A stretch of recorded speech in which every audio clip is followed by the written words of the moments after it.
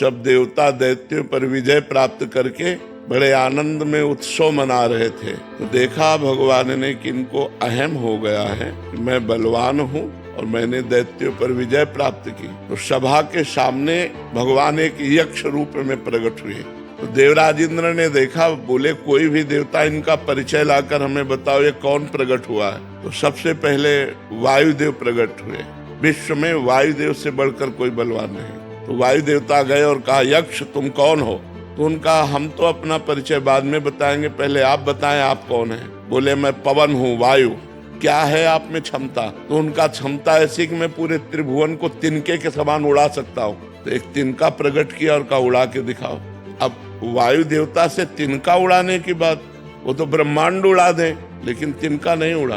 कहा पूरी ताकत लगाओ। वायु देवता पूरी ताकत लगा के हार गए। तिनका ऐसे से ऐसे नहीं कर पाए। आए और बैठ गए। देवराज इंद्र ने कहा कौन है? बोले असमर्थ रहा उनका परिचय प्राप्त करने में। दूसरा देवता अग्निदेव प्रकट, उनके पास गए। उनका आप कौन है? अग्नि। बोले आपकी सामर्थ? बोले त्रिभुवन को उपले की तरह जलाकर भस्म कर सकता हूँ। तो उसी तिनके को कहा तुम भस्म करके दिखाओ। तिनके की तरफ देखा, कुछ नहीं हुआ। पूरा पावर लगा दिया, कुछ नहीं हुआ।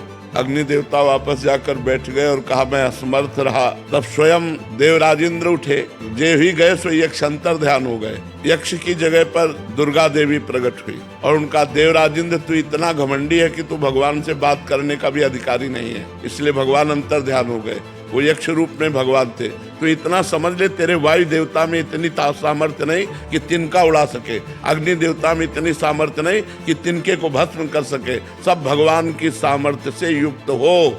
घमंड मत करो, भगवान ही तुम्हारे अंदर अपनी सामर्थ्य प्रकट करते हैं, तब तुम अपना कार्य कर सकते हो।